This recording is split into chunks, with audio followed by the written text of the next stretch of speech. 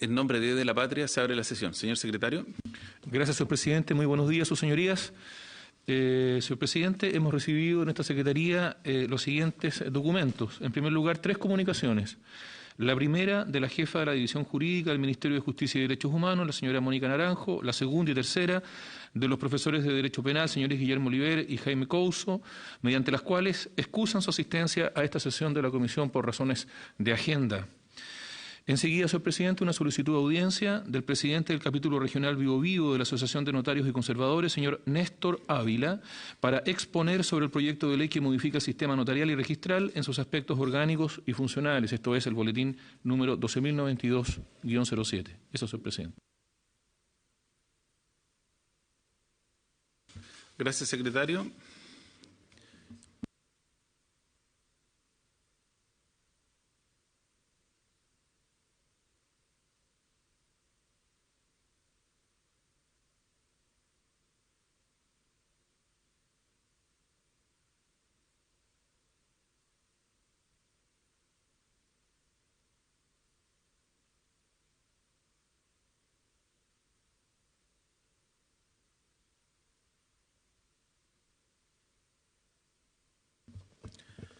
Les damos la bienvenida a nuestro invitado, al profesor de la Universidad Autónoma, el señor Francisco Bedecarraz, y le ofrecemos la palabra para que pueda exponer en este proyecto.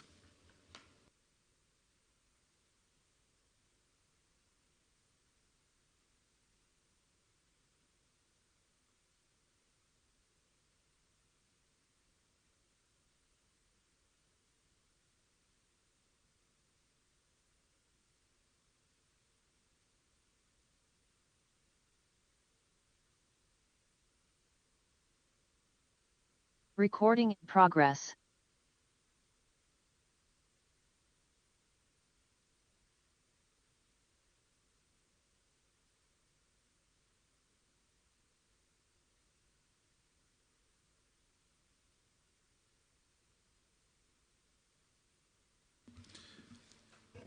Saludamos nuevamente al profesor Francisco Bedecarraz, pero estamos con un problema de conexión el día de hoy. Le ofrecemos la palabra, profesor, para que pueda exponer. Muchas gracias, señor presidente. Preparé una breve presentación para el estudio del actual proyecto y poder ilustrar un poco los puntos propios del mismo, dado que es un proyecto bastante extenso. Si me permite la organización poder compartir pantalla. ¿Está autorizado a compartir pantalla? Perfecto. Ahora debería verse.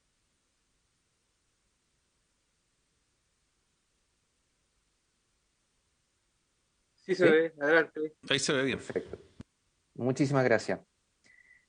En primer lugar, antes de comenzar, quisiera aclarar el objeto de la intervención, considerando especialmente que el tema es extremadamente importante para muchas personas y familias que han sufrido muchísimo con los hechos objeto del presente proyecto de ley. La exposición a continuación tiene un prisma exclusivamente objetivo y se hace desde un punto de vista técnico, profesional y desde la perspectiva del derecho penal.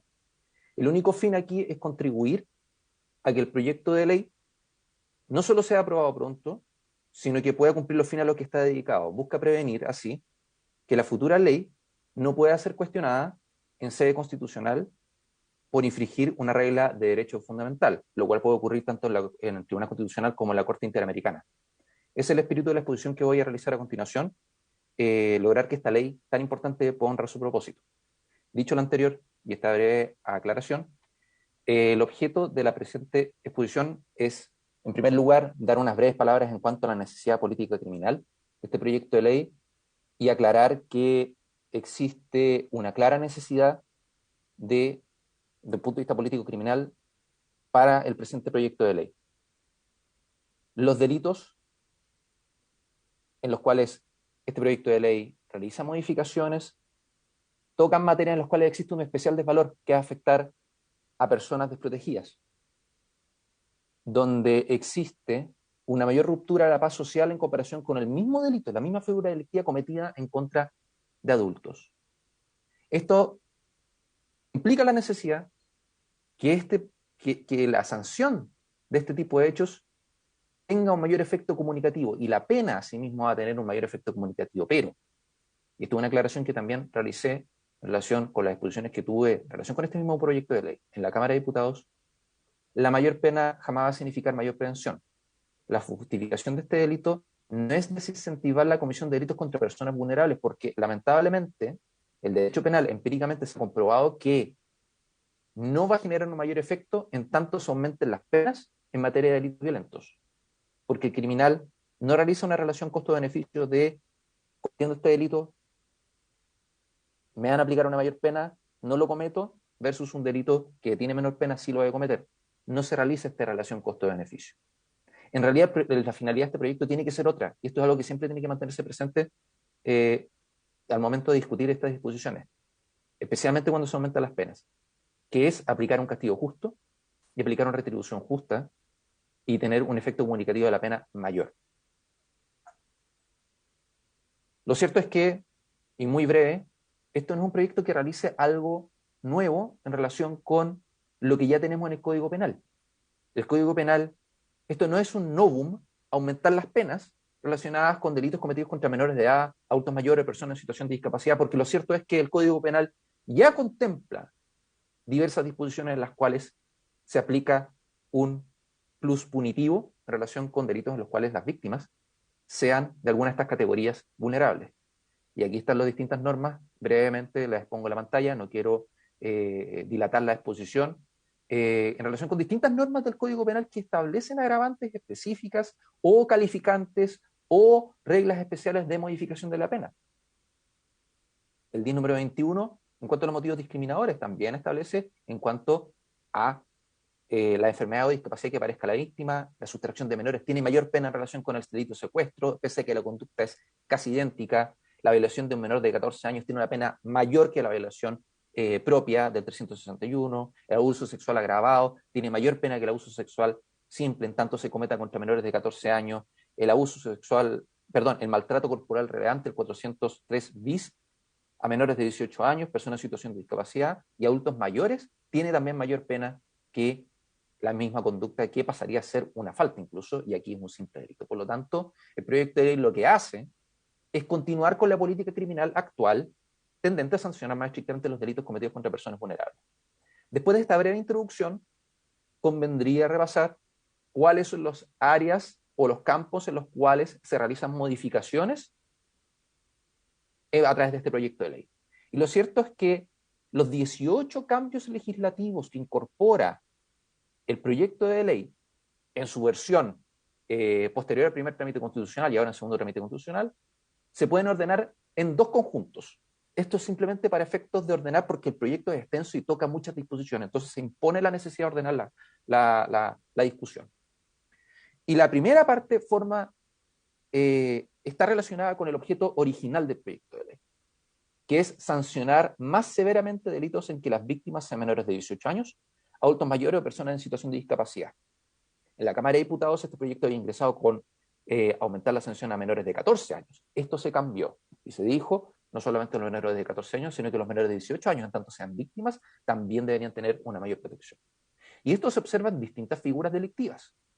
El artículo 141, el secuestro, porque la sustracción de menores tiene un campo de aplicación de menores de 14 años, entonces en la franja entre 14 y 18 años queda sin un aumento de pena, la modificación del secuestro del 141 así lo hace. 142, sustracción de menores.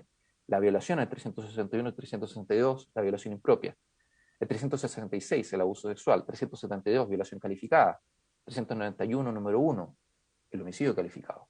411, bis, es la trata de personas, y los distintos delitos de robo, el 433, 436, 439, cuando la víctima sea alguna de estas categorías protegidas, y el 474, el incendio, cuando se afecte a un menor de edad, adulto mayor o persona en discapacidad, van a tener un plus punitivo. Entonces lo que hace es aumentar los marcos punitivos en cada uno de ellos. No voy a enumerar los cambios específicos que hacen cada uno de ellos porque va a ser farragoso y probablemente ya se puede sacar eso de la sola lectura de la ley, del proyecto de ley. Y además incorpora normas de cálculo de penas generales. El artículo 12, número 22, que es una nueva agravante general, establece una disposición específica para el artículo 69, que es aquella norma que establece o permite al juez determinar la pena específica que corresponde dentro del marco que fija la ley, y el artículo 449, que es una norma especial de cálculo de pena para los delitos contra la propiedad. Además, el Código Penal sería modificado a través de este proyecto de ley, si fuese aprobado, a través de otras normas, que aumentan la pena del delito de homicidio, de presidio mayor en su grado medio, presidio mayor en su grado medio máximo, endurecimiento del régimen de libertad condicional del homicidio simple, y se deroga el delito de sodomía. Este otro conjunto de modificaciones no entran tanto a la idea original del proyecto, pero fueron incorporadas a medida que se iba tramitando, precisamente para guardar coherencia sistemática en el código durante la tramitación de la Cámara. Ahora, en general, la evaluación matriz del proyecto es la misma que la evaluación del proyecto es la misma que existía al momento que fue ingresado. La idea matriz del proyecto es otorgar mayor protección a personas vulnerables que son víctimas de delitos violentos, y en este sentido el aumento de penalidades que establece está en armonía con otras disposiciones del Código Penal respecto a la afectación de personas menores de 18 años, adultos mayores y personas con discapacidad. Y en este sentido, esto existe y satisface una necesidad que ya existe desde el punto de vista político y criminal y desde el punto social, en orden a sancionar más gravemente delitos cometidos contra algunas de las categorías protegidas por ser personas en situación de vulnerabilidad. Sin embargo, un punto aquí que es preciso tener presente: en algunos casos, la norma como salió de la Cámara de Diputados, establece en algunos casos penas de presidio perpetuo obligatorias para el juez. Más allá de la justicia y lo adecuado que sea eso de un punto de vista sancionatorio, y que es una pena que corresponde para casos tan graves como lo que estamos hablando, esto puede tener algunas consideraciones de un punto de vista constitucional en relación con la dignidad humana de los condenados. En el sentido de que el Estado, a través de la imposición de penas obligatorias de presidio perpetuo, está desconociendo o está privando de por sí la capacidad de resocialización de un individuo, y le está diciendo: usted no puede resocializarse.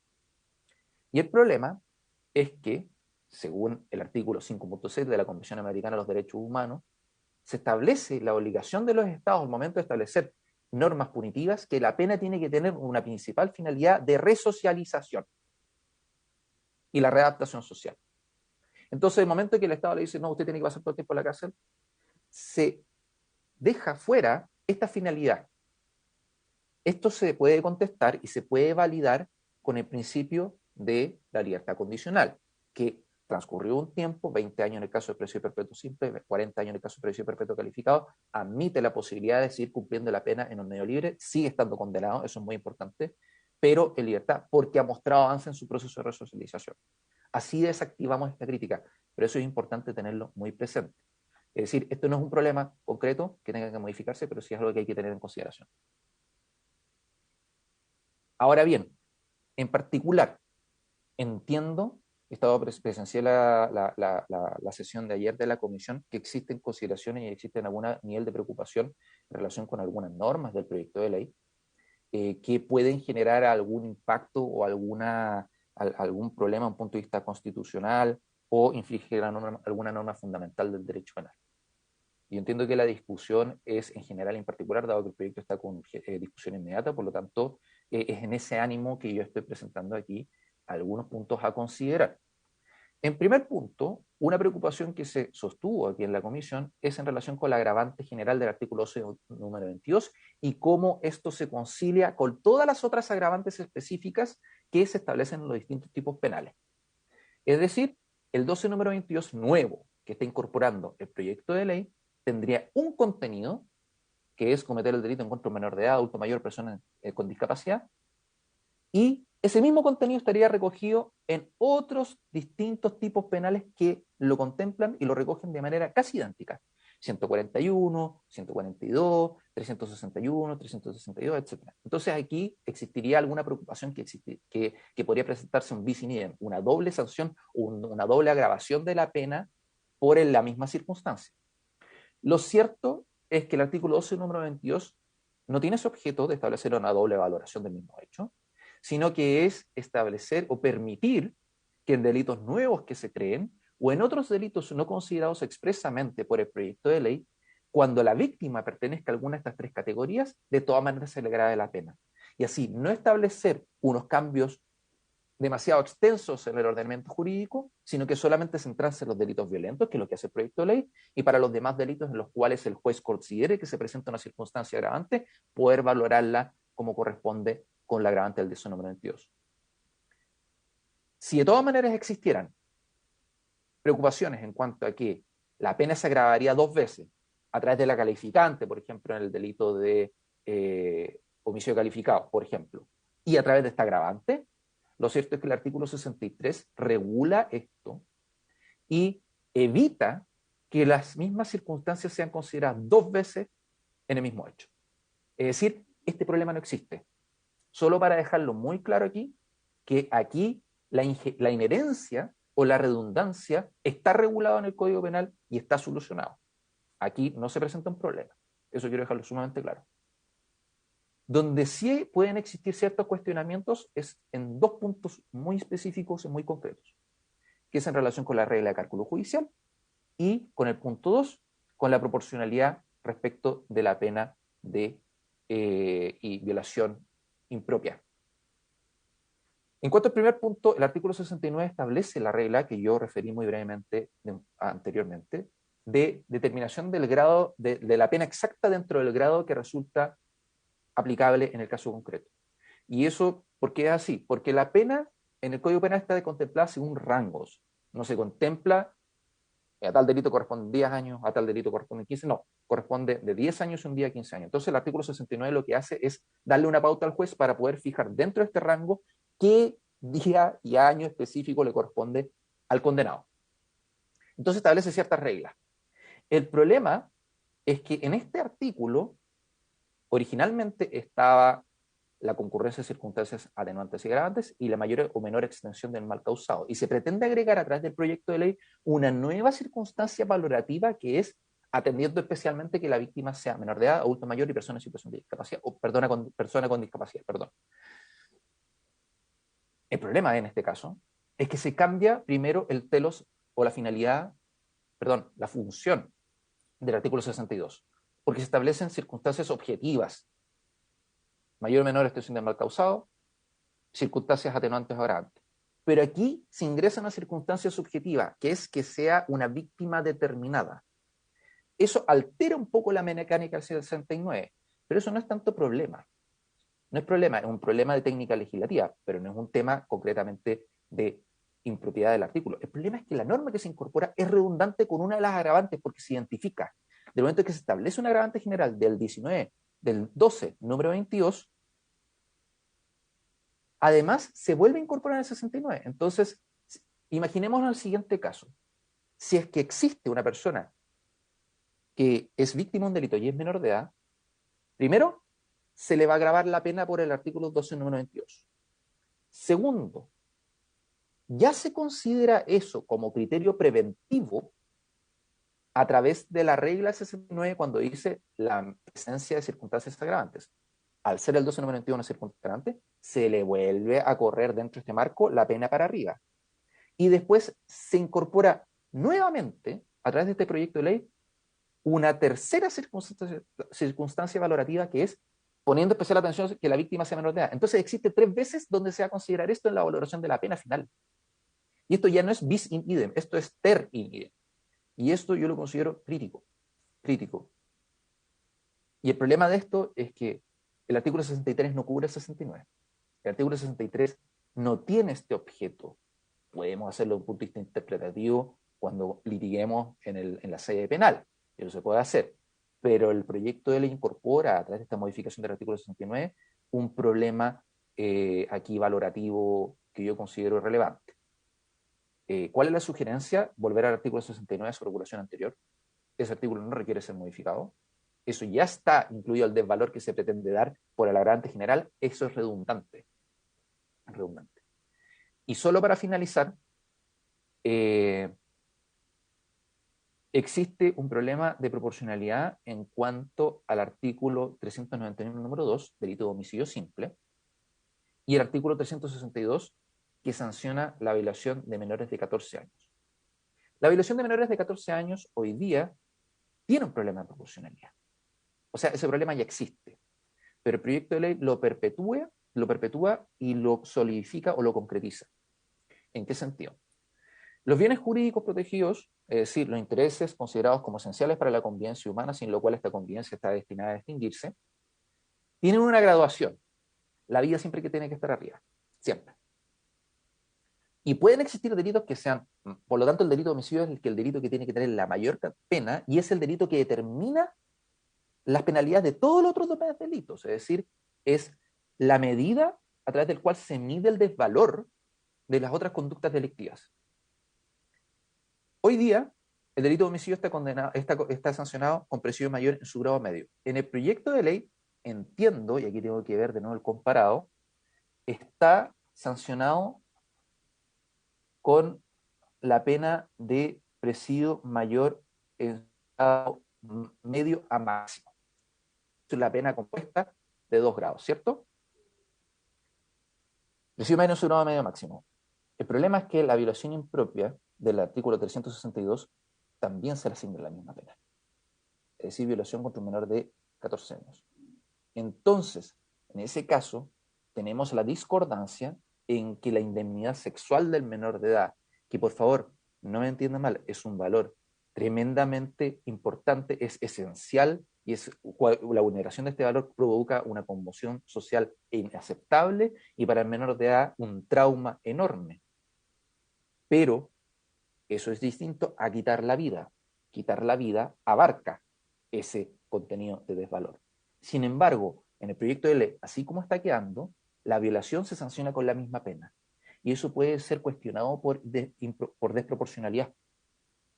Como ha ocurrido, y esto no es algo nuevo, no es algo que yo esté innovando, yo estoy aquí simplemente señalando un problema que puede ocurrir. Y que ha ocurrido en el pasado. Porque se ha cuestionado en sede constitucional la inconstitucionalidad de, por ejemplo, la ley de control de armas. Por ejemplo, la ley que sanciona la conducción alcoholizada de vehículos motorizados. En tanto se establecen medidas que son muy gravosas, pero que son más gravosas que otros delitos más graves. Entonces, como que se le sube el contenido de desvalor y eso genera un problema de desproporcionalidad. Y todas las penalidades en el código tienen que guardar proporcionalidad. Es un principio básico de racionalidad de la aplicación del poder punitivo estatal. Entonces, no puede sancionarse con la misma pena un homicidio que una violación. Esto es algo en los cuales todos los penalistas serios estamos de acuerdo. Y esto puede resolverse volviendo la pena del artículo 362 a su versión original, presidio mayor en cualquiera de sus grados, que ya era una pena altísima. Pues dicha pena tendría un grado menos que la pena del homicidio y resguardaría de tal modo su proporcionalidad. En suma, señor presidente, el proyecto es un muy buen proyecto.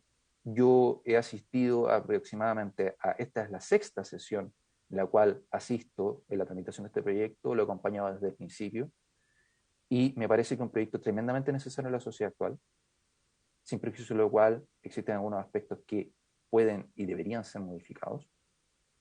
Y es en ese ánimo, con el fin de guardar la efectividad y guardar que esta no solamente sea una ley buena y sea una ley rápida, sino que sea una ley efectiva y que sea capaz de cumplir la finalidad con la cual se ha estado tramitando, precisamente resguardar este objetivo y que no tenga un problema con posterioridad que finalmente va a redundar en que la ley no se va a poder aplicar como corresponde. Eso sería, señor presidente, quedo a su disposición para contestar cualquier duda o consulta. Muchas gracias por la oportunidad de exponer. Gracias, profesor Beder Carras. Ofrezco la palabra si que alguna señora senadora, algún señor senador quiere hacer una consulta. Doña Luz. Gracias, presidente. Yo creo que todos concordamos en que en la necesidad de dar una mayor protección, ¿no es cierto?, a los menores de edad, a las personas con alguna discapacidad y al adulto mayor. Y en este proyecto, más que darle esa protección, ¿no es cierto?, se está a los delitos cometidos contra ellos, tratando de agravarlos. Yo en términos generales comparto el proyecto, creo que es necesario, como acá se ha señalado, pero efectivamente, cuando uno está de acuerdo con el fondo de un proyecto, quieres que el día que se convierta en ley, sea o produzca el efecto y que sea aplicable y no que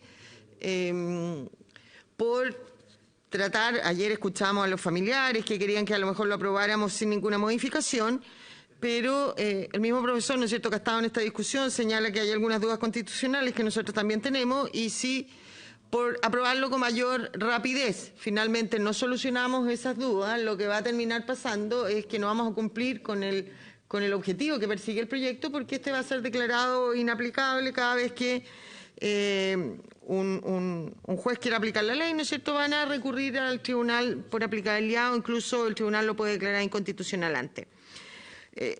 Al profesor yo le quería preguntar qué propone él para solucionar estos eventuales vicios de constitucionalidad que él señala, ¿no es cierto?, básicamente con el principio de non bis in idem.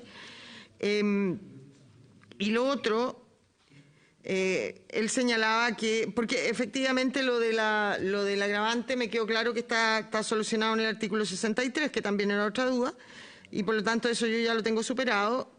Y quisiera preguntarle, profesor, presidente, por su intermedio al profesor, como él ha señalado que ha estado en la discusión de la Cámara casi en 6 oportunidades, ¿cuál es la razón para que el proyecto derogue la sodomía, el delito, de violación sodomítica? Porque primero me parece que está fuera de la idea matriz del proyecto, ¿no es cierto?, porque más que buscar una protección a determinadas víctimas o una pena mayor contra los delitos que se cometen con determinadas víctimas, aquí se saca una figura y deja de ser tipo penal. Presidente, eso por ahora quisiera consultar. Gracias. Gracias, doña Luz. Ofrezco la palabra. Señor presidente, por su intermedio para contestar las consultas. Rodrigo, ¿tú vas a hacer alguna consulta, no? Vamos a hacer la ronda de consultas para que conteste al final al profesor. Rodrigo. Gracias, presidente. A ver, de las dudas que teníamos, ya lo dijo la senadora Ensberger, efectivamente el artículo 63 del Código Penal viene a superar el non bis in idem que podría darse entre la tipificación de un delito y esta circunstancia agravante. Entiendo también el problema de la proporcionalidad que se da en algunas penas y entiendo la sugerencia que hace el profesor Vdecarrats, que creo que debiera considerarse. Hay una cuestión que aún me merece dudas, a ver si el profesor le ha dado alguna vuelta, que es que el 22 nuevo del artículo 12 de la circunstancia agravante tiende a mimetizarse, me parece, con el 6 actual, con abusar el delincuente de la superioridad de su sexo, de sus fuerzas, en términos de que el ofendido no pudiera defenderse con probabilidades de repeler la ofensa. Entonces, ahí quería conocer su opinión. ¿Qué será mejor? ¿Modificar el 6 para que tenga, por así decirlo, más, muy buena palabra, más guasa, más enjundia, y que considere efectivamente todos los casos para no entrar en ningún tipo de malas interpretaciones o incorrectas interpretaciones entre el 6 y el 22. Quería saber su opinión en ese aspecto, profesor. Solo eso, nada más. Gracias, Rodrigo. Yo parto de la siguiente base. Estoy de acuerdo con que tenemos que avanzar en el proyecto y obviamente en la medida en que uno puede mejorar la legislación penal con el objeto de proteger fundamentalmente a personas más desvalidas, tenemos que hacerlo, pero tengo varias dudas respecto de la redacción del proyecto de ley y a mí no me queda tan clara la explicación que da el profesor Vdecarrats respecto al tema de la inherencia y eventual violación del principio del non bis in idem. Porque el proyecto lo que hace, la lógica que tiene es que trata de agravar y en el fondo el centro de la agravación es un sujeto pasivo que requiere un mayor grado de protección, que en este caso es los menores de edad, las personas con discapacidad y los adultos mayores. Pero cuando uno empieza a mirar el proyecto se empieza a cruzar y pareciera ser que tiende a ser más declarativo porque se presentan algunos problemas. Yo creo que hay varias de esta grabación que se presenta es parte del tipo penal en algunos de los delitos que eventualmente se podría utilizar esta agravante. En el caso, y aquí no sé si se podría presentar con posterioridad una duda respecto de la aplicación e interpretación del agravante, porque la agravante que se quiere realizar pasa a ser como una suerte de agravante subespecífica de la número 6. Porque siempre se ha entendido que cuando se abusa el delincuente de su superioridad, de su sexo o de la fuerza, eso ya es un agravante por sí. Entonces, pareciera ser como que aquí el legislador hace una subcategoría. Entonces, la duda razonable que aparece es decir, bueno, ¿y en qué circunstancias se aplica la 6? O no puede aparecer la actual agravante que estamos probando como una suerte de derogación tácita de la número 6. Entonces, a mí me gustaría que si nos pudiera dar una explicación, profesor, porque yo creo que la número 6 podría entenderse que es la general, pero podría producirse la interpretación que ha ocurrido en otras ocasiones, que cuando el legislador ha hecho algún criterio más específico, se subentiende que los otros quedan ajenos, sobre todo en los temas penales, que es bastante más complejo. Entonces, ahí sí puede dar una explicación más detallada de cómo juega la 6 con la nueva agravante que está planteando. Lo otro, en el caso del delito de violación también. Ahí me surgen algunas dudas respecto de la propuesta que se está haciendo.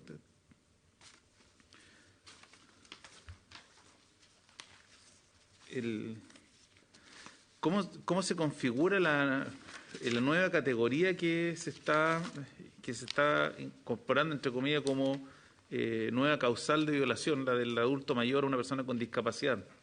Porque cuando uno mira el 361, el numeral 1 y 2, uno puede entender perfectamente que ahí se da la nueva circunstancia número 4, que es la nueva causal como del delito de violación. La número 1 es cuando se usa fuerza o intimidación, y la 2 cuando la víctima se haya privada de sentido o se aprovecha su incapacidad de oponerse. Y esta nueva categoría que se ingresa, que sería si la víctima fuera adulto mayor o persona con discapacidad en los términos de la ley 20.422, la pena se impondrá en el máximo. Entonces me preocupa el tema de la agravación acá, cómo juega con el resto de las causales. Eso es un tema que por lo menos me causan ruido en este proyecto, respecto de la aprobación en general y en particular que está pidiendo por parte del Ejecutivo en este proyecto. Eso, si nos puede contestar la consulta. Muchas gracias, señor presidente. Voy a ir desde el tintero respecto a usted. Algo dijo al final de la escala de penas. A mí lo que me preocupa también del proyecto, porque se empieza a producir una suerte de una diferencia bastante importante en las penas que hemos visto, como ya se señaló, el Tribunal Constitucional ha sido bastante reacio a aprobar penas desproporcionadas. Lo hemos visto, se citó el caso de la Ley de Control de Armas, el caso de la Ley Emilia, donde se aplicaron criterios de aplicación de penas. Y ahí los fallos del tribunal han sido ya prácticamente, vienen siendo casi todos coincidentes en declarar inconstitucional dicha norma, aun cuando yo no comparto lo del Tribunal Constitucional, porque la política criminal creo que le corresponde fijarla al presidente de la República con el Congreso de las leyes, no al TC, pero la realidad de las cosas es que el TC ha declarado inconstitucional estos dos proyectos. En uno de los últimos, más bullado, el tema del 318, cuando se sancionaba por las infracciones que se cometieron durante la pandemia, que también fue declarado inconstitucional hace poco. Entonces, ¿cómo este proyecto, en el fondo, con la nueva lógica, o no más bien con la nueva lógica, sino con la lógica que ha tenido el Tribunal Constitucional, juega y efectivamente se hace aplicable? Porque la idea es que una ley que se apruebe este Congreso y que ratifique el Gobierno no termine después siendo declarada inconstitucional por el TC y sea al final del día una frustración para las familias que están impulsando este proyecto. Señor presidente, muchas gracias por las preguntas y por su intermedio de tratar de contestarlas de la mejor manera posible. Quiero partir con lo último, en relación con cómo asegurar que finalmente este proyecto de ley y esta ley, una vez que se promulgue, publique y entre en vigor, no se caiga o no se caiga por un control de constitucionalidad previo, según sea el caso. Asegurándose principalmente que las penas tengan cierta racionalidad y que tengan proporcionalidad entre sí y que no existan delitos que sean atentatorios contra bienes jurídicos protegidos de una entidad menor a la vida que no sean sancionados con una pena mayor o igual. Tiene que existir, y es cierto, el legislador, y la política criminal específicamente se determina por los colegisladores, pero existen ciertos principios fundamentales en cuanto al derecho penal, entre los cuales está la culpabilidad, está el bis in idem, está la proporcionalidad de las penas, que pueden ser cuestionados en ser de constitucional en virtud de vulneración de principios básicos como es la racionalidad en la aplicación del jus puniendi estatal, el derecho del Estado a castigar. Es decir, se extiende que si es que existen penas que están fijadas arbitrariamente o por consideraciones político-criminales que no van en línea con la protección de los bienes jurídicos protegidos y que se distorsionan en ese sentido, vulnerarían aquí la racionalidad que tiene que primar en la legislación de normas penales, que finalmente son las que afectan aquí la libertad de los gobernados. Y en ese sentido, la forma de cómo hacerlo es fijar las penas con mucha atención. Si existe una alza de penas, precisamente establecer alzas complementarias con el fin de guardar la debida proporcionalidad. Y eso es lo que se intentó hacer en la tramitación inicial con el alza de la pena del delito de homicidio. La pena del delito de homicidio estaba en presidio mayor en su grado medio, se alzó a presidio mayor en su grado medio máximo precisamente para poder permitir estas alzas de penas. Ahora, otros delitos como por ejemplo la violación con homicidio, el delito de robo con homicidio, son delitos que ya tienen el homicidio inserto y que tienen más pena que el homicidio simple propiamente tal. Y tienen más pena estos robos. ¿Por qué es así? Porque es un delito pluriofensivo que ya se sanciona el homicidio y aparte tiene un plus punitivo por la conducta de robo, por la conducta de violación o por la conducta de secuestro, dependiendo del caso. Entonces, ahí no hay problema de vulneración de la proporcionalidad. Pero en estos otros casos, porque son delitos compuestos, son delitos pluriofensivos, como se denominan en doctrina. En cambio, en estos otros delitos que van solitos, por así decirlo, ahí hay que tener mucho ojo y mucho cuidado en tanto que no entren en desproporción el uno por el otro, porque ahí es muy difícil justificar un alza de pena. No es imposible, pero se expone el proyecto a ser cuestionado, y no solamente por el Tribunal Constitucional, en el cual puede tener un problema de control, sino que por un control de convencionalidad. La Corte Americana de los Derechos Humanos establece también, la Convención Americana de los Derechos Humanos también establece mandatos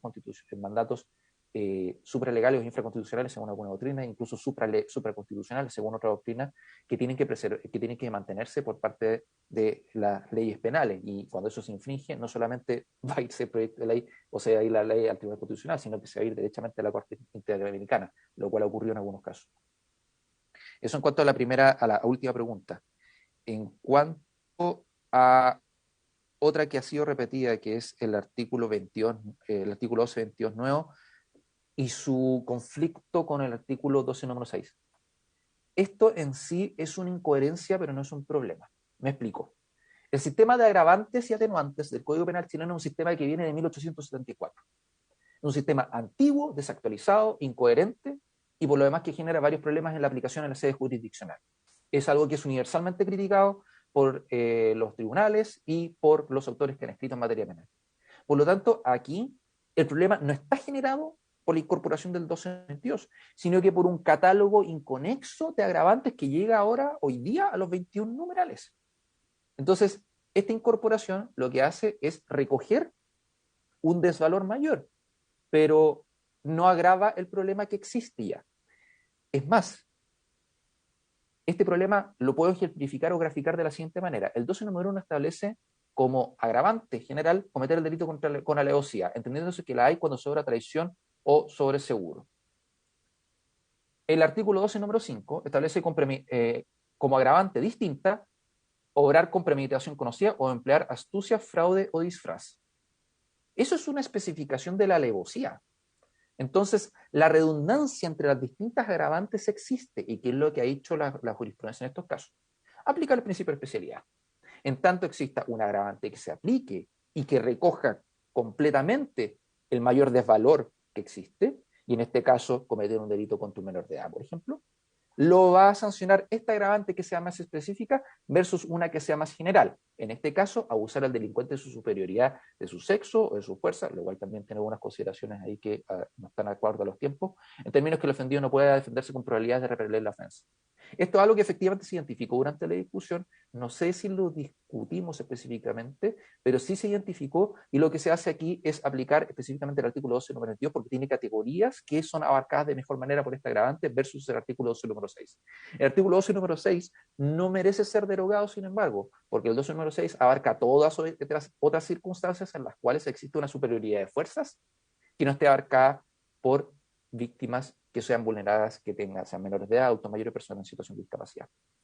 Incorporar el 22 en el 12 número, en el 6, es decir, hacer una especie de integración, tiene un problema, sería lo más coherente, pero tiene dos problemas. Primero, mezcla situaciones en las cuales el legislador lo que busca aquí a través de este proyecto, buscaría, si es que se aprobara, es darle un mayor efecto comunicativo y darle mayor relevancia cuando el delito sea cometido contra menores de edad, adultos mayores o personas con discapacidad. Si se mete dentro del artículo 6, 12 número 6, queda coherente, pero se pierde este efecto comunicativo, que es un efecto importante que se está buscando con esta norma. Y en segundo lugar, un problema procedimental también, porque hacer una ingeniería fina del artículo 12 número 6 también sería complejo y probablemente también tomaría un tiempo mayor. No me compete a mí pronunciarme acerca de este tema, pero también es algo que sería complejo. Se puede hacer, pero sería probablemente de un punto de vista de tiempo costoso. En relación con el delito de violación, que es una pregunta que también se planteó. Señor presidente, el artículo acerca de la violación también tiene circunstancias efectivamente que abarcarían aquí a la víctima, o sea, si es que la víctima menor de edad, adulto mayor o persona en situación de discapacidad, existe una fuerza que ahí está inserta, existe una fuerza que es implícita. Si es que la víctima es menor de edad, normalmente el agresor va a tener más fuerza, por lo tanto, aquí se va a entender que se usó de una fuerza o intimidación. El problema con eso es que es el mismo que de la alevosía. Existe mucha discusión en cuanto a si es que un sujeto puede ser sancionado por un delito cometido con alevosía estructural por haber atacado a un menor de edad. Y los tribunales aquí no han sido contestes, no han sido unánimes, y los tribunales en general deniegan aquí la alevosía porque dicen que el imputado tiene que haber creado esta circunstancia y haberse aprovechado conscientemente de ella para poder ser agravada la pena por el delito de alevosía. Pero ¿cómo va a haber podido aprovechar conscientemente de ella o haberla creado en casos por defecto? Eso es contrario al principio de culpabilidad individual y tiene que analizarse caso a caso, lo cual generalmente los jueces, en este caso, no realizan. Por eso se consideró agregarla como una circunstancia especial de valoración de la pena en el delito de violación, debiéndose analizar de todas maneras si es que concurre alguna de las tres circunstancias: fuerza o intimidación, privación de sentido o incapacidad de oponerse y abuso de la enajenación o trastorno mental de la víctima. Si es que la víctima aquí además es menor de edad, adulto mayor o persona con discapacidad, se va a aumentar la pena. Eso era la otra pregunta. Y en relación con las preguntas que planteó por su intermedio, señor presidente, la senadora Evans-Berger, la primera consulta fue, bueno, ¿qué propongo? ¿O cuáles son las propuestas, las alternativas de solución? ¿Cuáles son las propuestas de solución a los problemas? Bien digo. Yo identifico aquí dos problemas: el artículo 69 y el artículo 362, norma de cálculo de pena, y el problema de la violación impropia, que tiene la misma pena que el homicidio.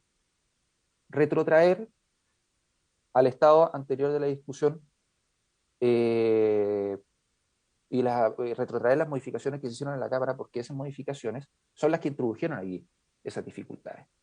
Eliminando eso, el proyecto queda en condiciones, en mi opinión. Y en ese sentido, no tendría aquí una dificultad de un punto de vista constitucional que yo alcanzo a ver.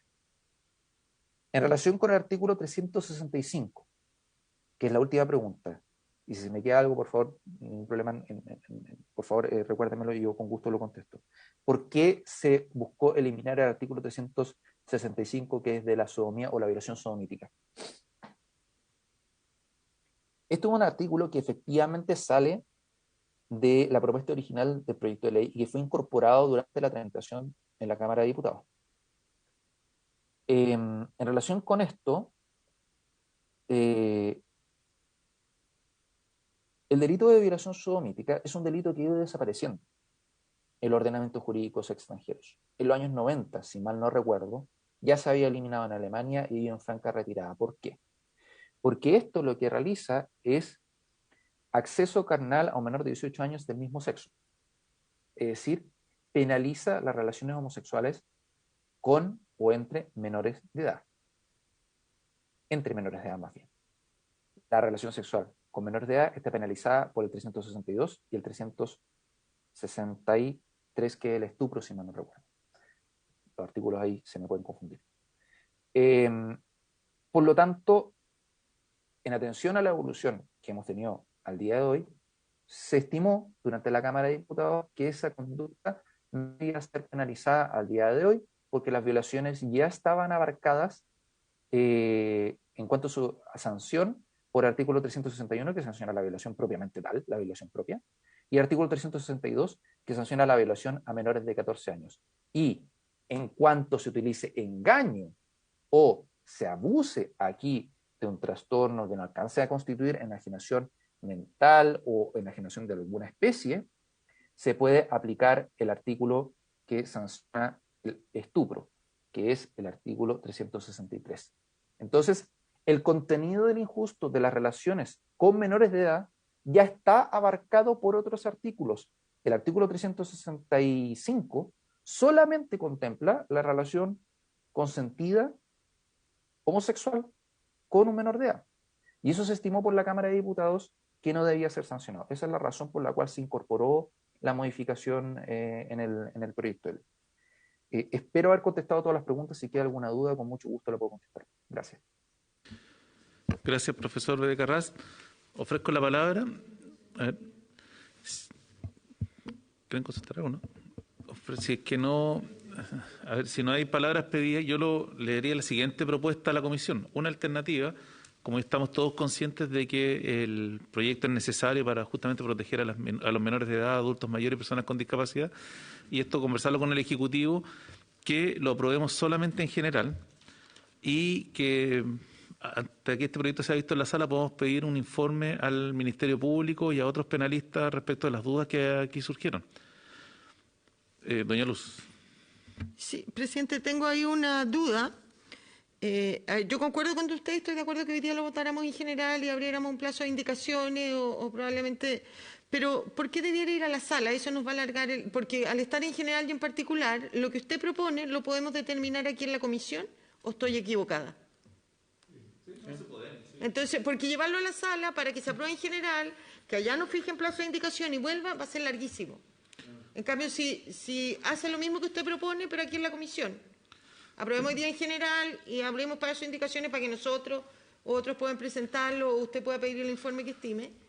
Es que yo lo que le propongo, yo estoy de acuerdo con la idea, pero yo, a pesar de la explicación del profesor Becerra, tengo algunas dudas más dogmáticas. Entonces, para sacar un buen proyecto, porque la idea es sacar un proyecto que pase después del filtro del Tribunal Constitucional y efectivamente sea una norma de protección a quienes se busca proteger, nos demos un plazo de, no sé si puede ser una semana, unas 2 semanas, de buscar indicaciones entre medio por pedir el informe, pedirle la opinión también al Ministerio Público. Yo creo que por el Ministerio Público entiendo que nos fue invitado acá, que nos pueden hacer un informe por escrito respecto del proyecto, lo mismo a la Defensoría Penal Pública. Y con eso avanzamos en la votación y discusión. ¿Sí? No sé si el Ejecutivo quiere hacer algún comentario. ¿No? Presidente. Doña Luz. Sí, si usted me permite, que me quedó una duda de lo último que dijo el profesor, si le puedo hacer una otra consulta. No sé si ha tenido modificaciones, pero en respecto a lo que decía de la violación sodomítica o de la relación... Usted señaló que en el fondo se tiende a eliminar esto porque ese tipo de delito está contemplado en los otros artículos que usted mencionó, del 361 al 363. Pero la duda que me queda a mí es que lo único que hoy día estaría incluido dentro de la violación sodomítica sería las relaciones sexuales entre personas del mismo sexo de un mayor con un menor, que sean consentidas. Ahora, mi consulta es, si eliminamos esto, esa relación, aunque sea consentida, de un mayor de edad con un menor de edad, no estaría sancionada. Pero sí estaría sancionada la relación también consentida heterosexual de un mayor de edad con un menor de edad. Y ahí habría una discriminación. O eso ya no está sancionado, nunca ha estado. Esa es la duda que tengo, profesor. Gracias, presidente. Profesor. Por su intermedio, señor presidente, es una buena consulta la que se ha planteado y es una preocupación legítima. Lo cierto es que solamente se va a sancionar, si que se eliminase este artículo, solamente se va a sancionar la relación sexual con un menor de edad, en tanto existan factores que hagan presumir que su consentimiento no se ha otorgado libre y válidamente para tener la relación sexual. Y eso es en relaciones homosexuales y heterosexuales.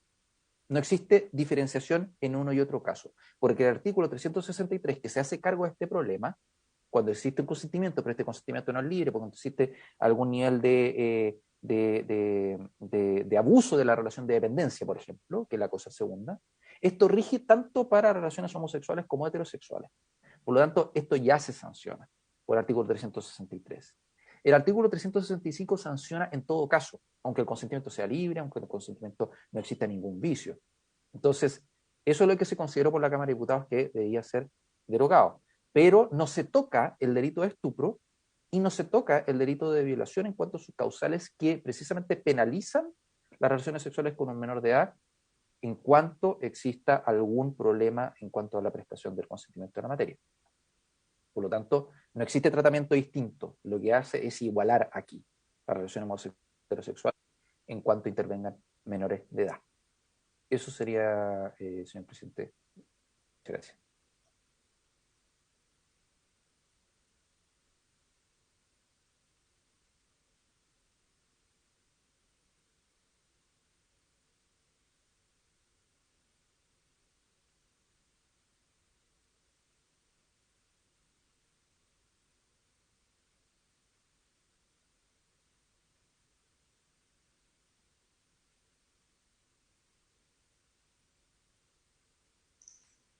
Presidente.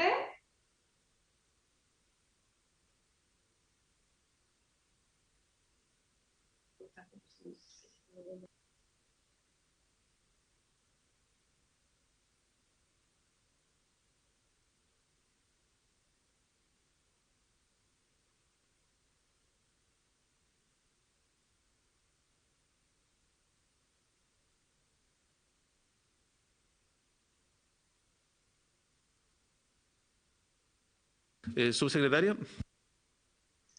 Presidente, saludarlo y por su intermedio a todos los senadores y a la senadora presente aquí en la comisión. Primero agradecerle la tramitación que ha tenido el proyecto en esta comisión. Yo lamentablemente ayer no me pude conectar a la sesión porque tenía una actividad con el presidente, pero agradecerle porque muestra la preocupación y el compromiso de todos los parlamentarios por abordar materias que sin duda son muy dolorosas para todas las familias que han sufrido situaciones dramáticas en el contexto de delitos violentos, y por su intermedio saludar también a Camila, a la mamá de Tamara Moya, que veo que está conectada aquí en este Zoom y con quien hemos trabajado mucho, y con el resto de las familias de los papás que han sido y también otros familiares afectados en este tipo de casos. Solo señalarle, señor presidente, que nosotros tendemos como Ejecutivo a coincidir con lo señalado por la senadora Ensperger. Yo veo que aquí hay voluntad, que se considera que este es un proyecto necesario para que exista un mayor reproche penal para los casos que afectan a menores, adultos y personas en situación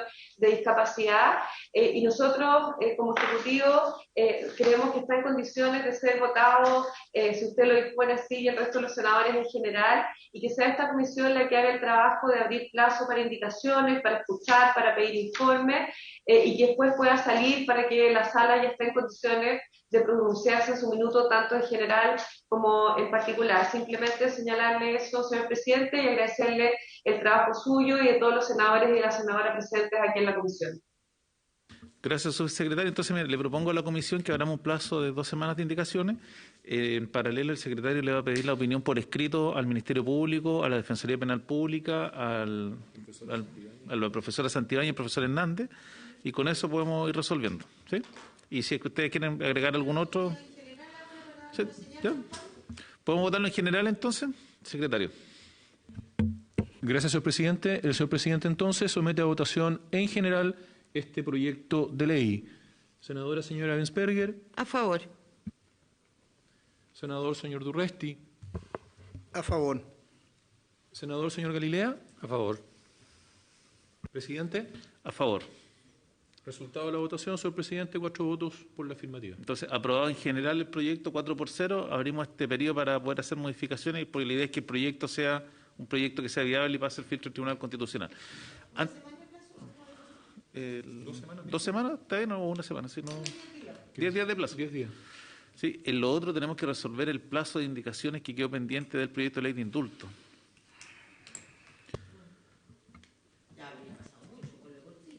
Pero si no puede trabajar, ¿no? Puede ser, ¿a cuánto estamos? Estamos 24. 24 estamos, ¿no? Semana, ¿no? 24. Estamos 24. Se le pasa que tengo, no, pero es que mira, ya tengo otra. Apaga el micrófono, por favor. Gracias.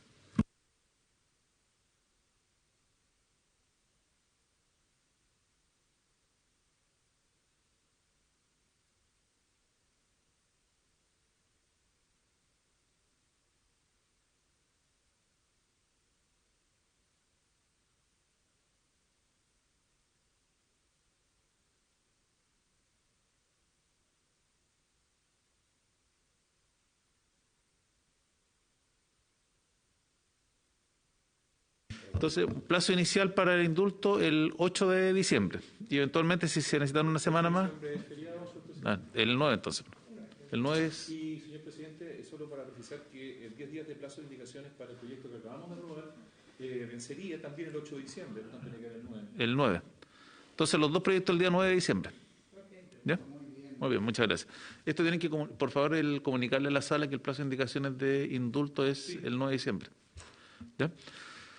Muchas gracias. Habiéndose cumplido el objeto de la sesión, se levanta. Agradecemos la presencia de nuestros invitados.